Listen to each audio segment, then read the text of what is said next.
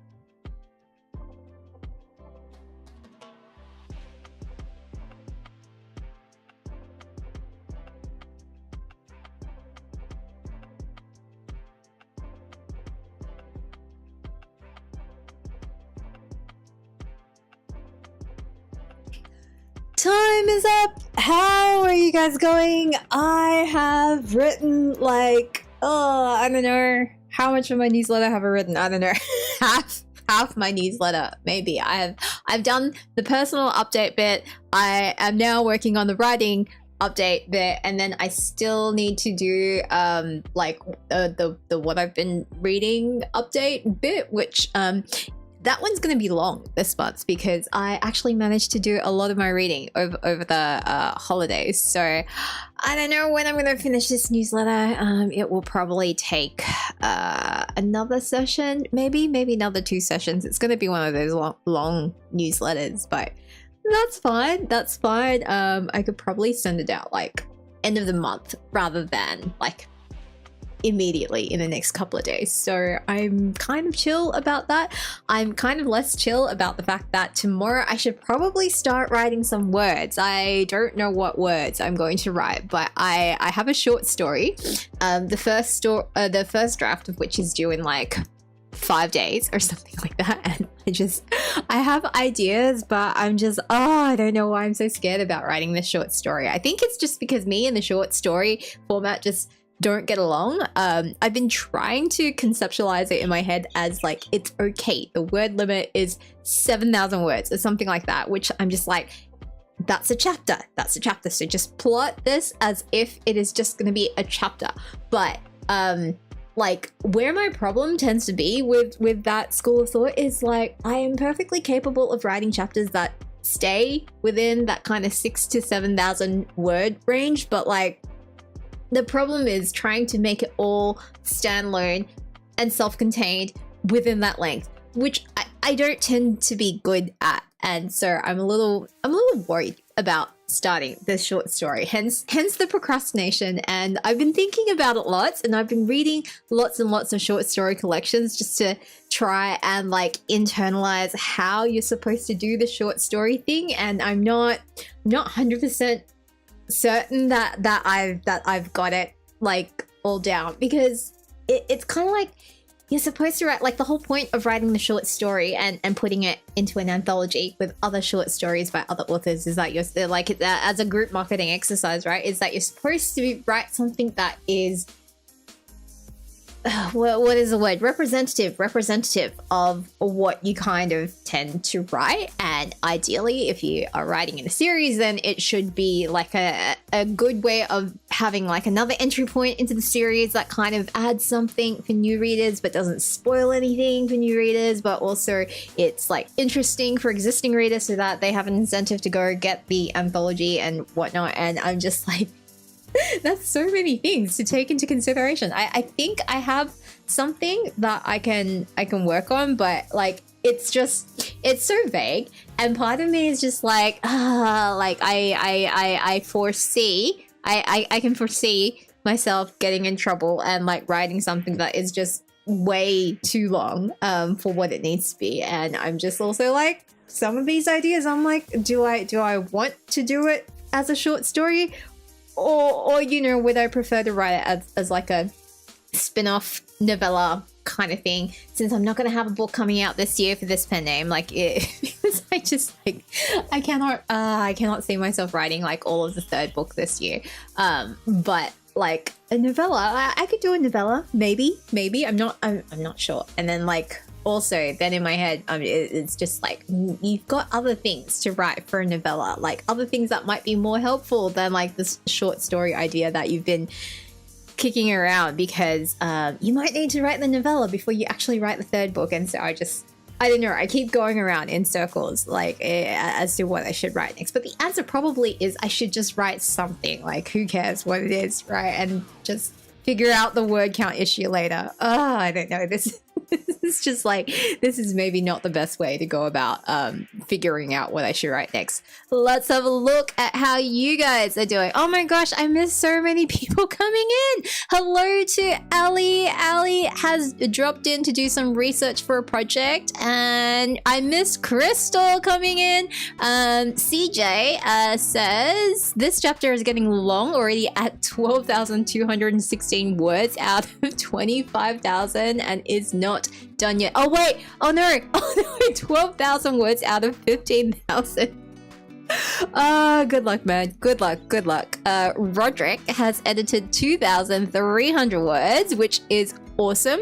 This blogger has dropped in and has been working on the outline, which is awesome. And CJ added like another 1,000 words to that overall thesis. So apparently the word goal may need to be bumped up. Nice. Roderick asks, isn't the problem that your plotting never works out? Yes, it's just like, I don't know if anybody else has this issue, but it's just like when I try to outline, right? Like I'm perfectly capable of putting together an outline. Like I can sit there and I can do an outline and like it will look like the way an outline is supposed to look, right? Like it'll have like the big points, the arcs, like the way that the events are meant to, you know, here's a promise, here's the story promise, here's the progress towards the goals, and here's like I can structure all of that fine. It's just like two things happen when I try to translate that outline into actual prose. Like number one is like every single time I'm at the outline stage, right? I'll have a bullet point and I'll kind of look at the bullet points and I'll be like, it doesn't look like very substantial. Like I always look at it, I'm just like, oh, I don't know. Like this looks like 40,000 words of plot maybe. Or like take the last book, like I'll look at it and I'll be like, yeah, like maybe that's 80,000 words of plot. I don't know. And then I'll start writing and then it'll just be like, why am I still writing? I'll have like written 12,000 words and I'll be like, I'm still on the first bullet point. Like, how am I still writing? Why is this chapter not ending? Which then results in things like that 80,000 word thing that I thought I had outlined did not turn out to be 80,000 words. It was 235,000 words. So I don't know. I always underscope the amount of words that it takes me to write, like the amount of story that I think is in the bullet point. Like I don't know. It seems to be a consistent thing for me, right? And like the other thing that I now know, having gone through this process a number of times now, is that even like my alpha drafts and my beta drafts, which tend to be like a little over whatever I'm estimating as my target word count, like that has been a consistent thing. So like for the last book, I was targeting 120,000 words. The alpha draft came in at 130,000, and then to make it make sense, the beta draft came in at about 100, I want to say 160-ish something words, right? And then the thing is, like, my beta drafts always turn out to be underwritten as well, because I give it to my beta readers and they come back with like feedback, and generally speaking, a lot of the feedback is like, I want to see this, or like this didn't feel like there was enough setup for it, or like, you know, that kind of comment. And typically when I go back and I address the beta reader feedback, like I end up putting in more words. Like, so the beta draft went from 160-ish whatever thousand words to 230-ish thousand words. And then like I always think to myself, like, okay, like that's fine, I can cut a lot of that in line edits, because my drafts tend to be quite verbose at the line level, if you can't tell by the way I talk. And so I'm always like, it'll be okay, I'll cut like at least 10-15% during line edits, which I do. But then like, again, as part of the line edits, I'm like, oh, well, like this could be better. And then so like, yeah, I cut the words, but then I add more story, or I add more development or whatever. And so I end up back at like the word count that I started with, which is to say I didn't cut anything in the end, like even though I did. So it's just like I can't, I don't know why. So that tends to be what happens when I try to outline. Whereas Roderick's like, you can do it, the year's still long, right, and it's only like 250,000 words. It's like, oh yeah, I mean theoretically I can, like 250,000 words, like drafted words in a year is like not that much for me. Like I can definitely do that, but like again, the thing that I'm finding now is especially with the second book, right, like I wrote a lot of words that I feel like were wasted words, because they're like, I wrote them because I wasn't sure what I was writing, if that makes sense. Like, so a lot of what the second book was, I had to figure out during the writing process, which was really frustrating because it then meant I had like hundreds, like of thousands of words in the prose graveyard and in deleted chapters and deleted scenes everywhere that just like, it didn't make sense. And like, I was looking at some of them last night because like when I originally did my alpha revisions on book 2, in my head, I was like, okay, we are going to cut this entire detour to this location and we're going to save that for a future book because I couldn't fit it in that book, right? And I was revisiting some of those deleted chapters last night and I'm just like, you know what? I don't think I can reuse those chapters. Like, I don't think I could, like, obviously, like, it's really hard to take a chapter that you've written and like slot it in perfectly into a different book. But like usually I'm kind of like, okay, like the bones of the scene are still okay. Like as long as the emotion's still okay, maybe it's still okay.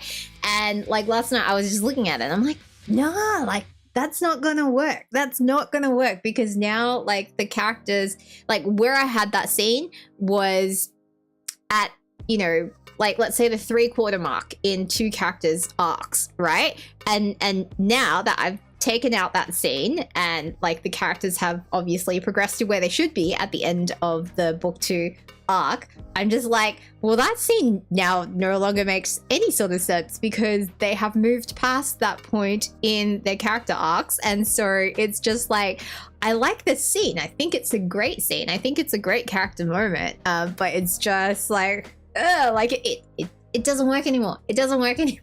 So I'm just like, okay, like, so maybe instead of actually having like some 30,000 words of existing stuff that I just kind of maybe need to rework for that book, like maybe I actually have 0. I don't know. So just, I don't know. And so I would like to avoid that exercise of writing lots of words that maybe are not going to work in any sort of draft at all because it's just like it's just not efficient, right guys? Like it would be more efficient if I had worked out what I was trying to do thematically with the story, what I was trying to say with this book like in advance, and then just like write towards that goal. I'm probably still gonna like overplot and underscope how long it's going to be. I'm probably still going to underwrite like all the drafts like in terms of story and character beats, but like at least, you know, everything's more about finessing what's there instead of like yanking out whole sections and like having to put in like completely new sections, which is what I did with the second book, and that was part of the reason why it took so long.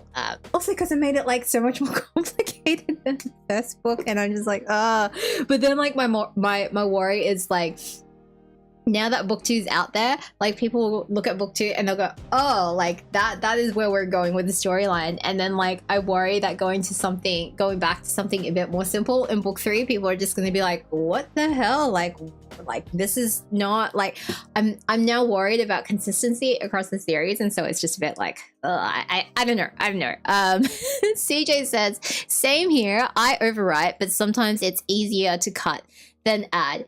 Yeah, like sometimes it is, but like I think I gotta say, I wonder if it depends on like how you approach the drafting, right? Like, so I don't really outline heaps. Like, I don't know, maybe my outline document like would make me a liar, but like I don't plan out like heaps of characters or anything. I just tend to go, this is where I'm vaguely going, right? And then I start writing.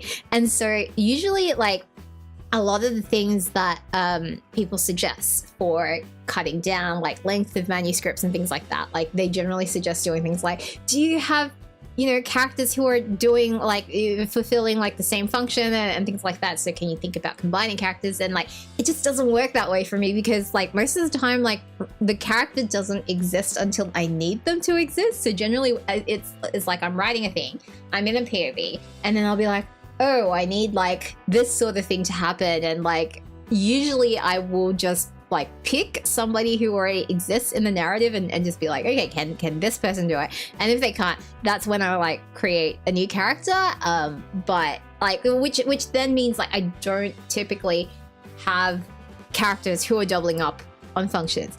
I do have one thing I've realized, like just from doing the last book, is I do tend to have where I tend to get stuck with plot things, right? Like, because the other issue I have is like if something is fundamentally broken with the plot, like and I'm just like, this just does not feel right, I get really stuck, and I can't, like, I know a lot of people just say like just push past it, just right past it, because, you know, like, I don't know, like, and I did that for the last book, and it was just it was not good. Like when I know something is broken, like something is actually broken, and a lot of the time what unstuck me for the last book was, one, realizing that the reason it felt broken was because I was reprising a story beat that had already been covered, right? And so that was why it felt wrong, because it felt repetitive, it felt like we weren't going anywhere, and so it was kind of like, what's the point of this?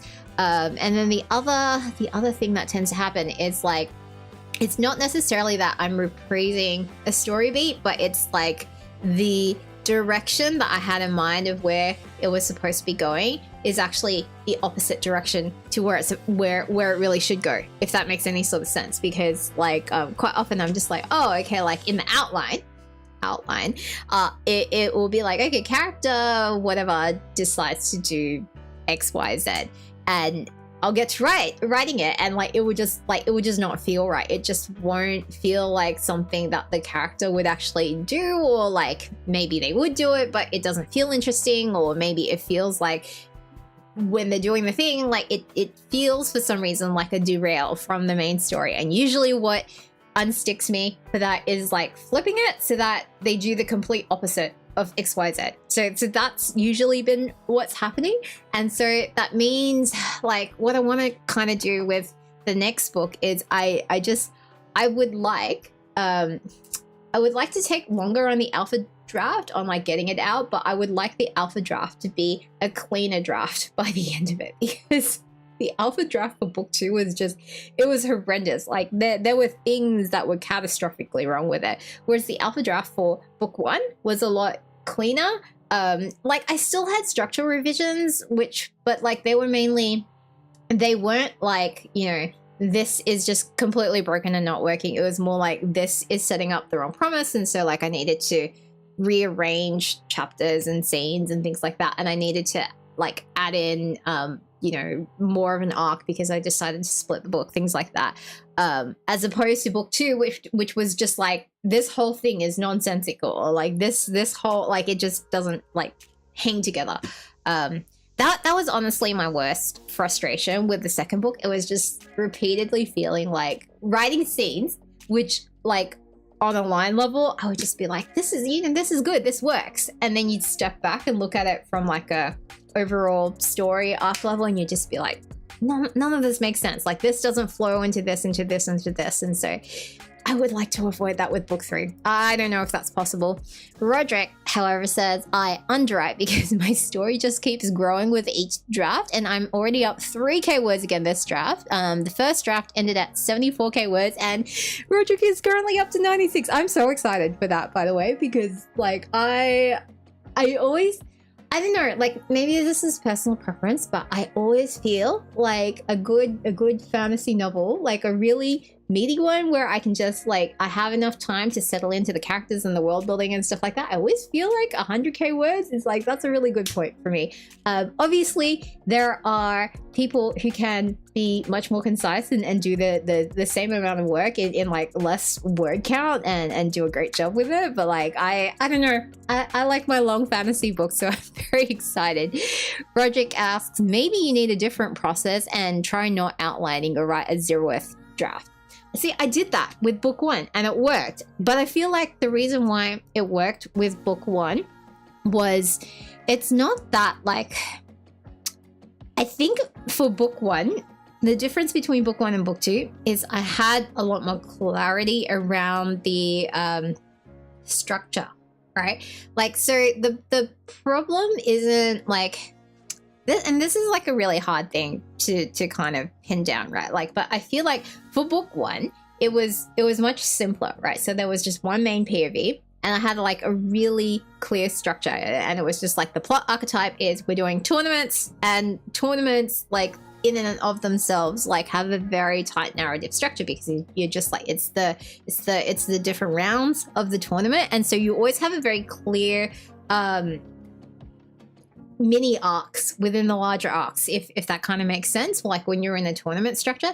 And I did have a murder mystery in there, but like the murder mystery was kind of slotting in as like the final round of the tournament, and so that also kind of was fairly self-contained. Whereas like the second book, like I had so much trouble trying to nail down what my plot archetypes were for the second book, because like I kept flip-flopping between like, am I writing intrigue or am I writing a quest, like am I writing a heist? And it was just like each of those are kind of like they're a little bit different from each other, and like the way you show progress towards each of those goals is a little bit different. And so it was just like, because I didn't have that clarity around what plot structure I was trying to use, it was just I don't know, it just became, I think, harder for me to write, because like it's not like, yeah, like for the first book, like I pretty much went, we're doing a tournament, and like this is the conceit that I have for how this is gonna work, and I just went blank page and just went like that was how it went. But like, yeah, I don't know, I find like with the second book that kind of didn't work so well, because one, I didn't have that clarity around like what kind of structure am I using, and also counterintuitively, because I already had like a whole book's worth of world building and character development, like it actually made stuff harder. Like I couldn't just make up whatever. Like I had to like make up stuff that was, you know, there was continuity that I had to worry about, and that's what worries me now, because I'm just like, oh god, I have 2 books of continuity to worry about now, whereas before, like I don't know. And the other really weird thing about the third book is I feel like it's going to feel like a first in series, because we're completely changing locations again. It's not a direct continuation on from the second book. It's going to pick up after the events of the first book again, but like the timeline's diverging. We're doing a whole different set of POV characters. I say POV characters, but I have not actually decided how many POVs I'm going to have. There's going to be, I don't know, part of me was like, maybe I'll just go back to like one main POV. Like that was nice to have. And then like in my head, I'm just like, oh, I don't know, because it's still a completely new POV character. So then like, I'm going to have to try and figure out like the voice for that POV. So yeah, I don't know. I'm very intimidated by like the thought of starting on this next book, which is probably why I've been procrastinating so much. I still also technically have a short story that's due at the end of the month, and I'm just like, oh, I don't know what to write. I don't know, guys. It's just all a bit Anyway, it is almost 9 o'clock here on Monday, so we are actually going to wrap it up, because today is a public holiday. Today is Australia Day, which aka Invasion Day. I don't know when they're going to change that. I feel like that there's been a growing sentiment to like get people to not like be all colonialist about it and like change it, but like I don't know, it like today is still the public holiday, and so it's a bit like still in holiday mode.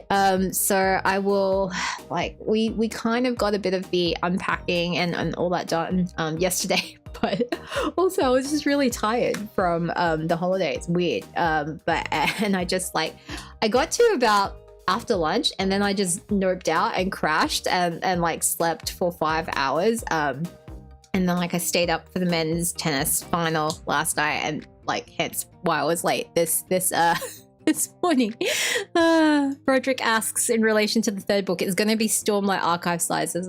I really hope not. And like, to be honest, like a lot of people have been saying about Wind and Truth that it didn't need to be that long, and like I will agree with that. Like Wind and Truth was just, it was a really indulgent book. Like, it was a really, really indulgent book. And I think if you compare it to something like Words of Radiance, which I still think is the best of the 5 published Stormlight Archive books so far, not counting the novellas, like, Words of Radiance is just, like, it's much better written on every single level. I think, like, Wind and Truth, I think, is probably the weakest of the books, and I think it's weak because, and like, it took me a really long time to try and like figure out what was bothering me with it. Like, I still think, like, in terms of like, did Sanderson achieve what he set out to do? Yes, I think he basically, he had a very clear idea of what he wanted to do, and like, if you're trying to evaluate execution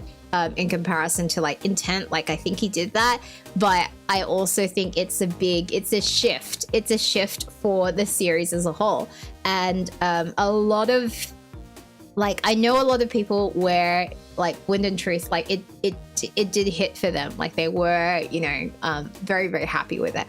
I also know a lot of people were like, for me, I'm just kind of like, you know, it's a good book. It's a good book in the sense that, like, I think he did what he set out to do, but like, it doesn't, it was not memorable for me in the way that I think Words of Radiance was memorable. And I think it's because, like, for me, a lot of the moments in Wind and Truth were like, how do I say it? It's like, I feel like a lot of the moments in Wind and Truth were written in a way where it relies a lot on you as the reader and your investment, like your pre-existing investment into the fan theories, the plot points, the characters. Like, I feel like a lot of it was like, if you as a fan were like already invested in a lot of these things, then like, it was, I don't know, it was more relying on like your imagination or your investment to kind of fill in a lot of the blanks about like it. I think I'm saying this badly, but it was like, for me, it felt very much like a book which was like, oh, like, this is the idea I have, and as long as I kind of convey the idea of it across sufficiently, then, like, you know, that's kind of it. Whereas I feel like Words of Radiance worked a lot harder on not conveying like the idea of the thing, but like actually the execution of the idea, if that kind of makes any sense. I don't know. So that's kind of how I felt about it. Anyway, it is almost 9 o'clock here. I need to crack on with breakfast, so I'm gonna go do that. Thank you so much for joining me, guys. I will be back with like hopefully normal sprint schedule tomorrow, because tomorrow is another public holiday. And yeah, so I will see you guys then. Thanks for joining. Bye, guys.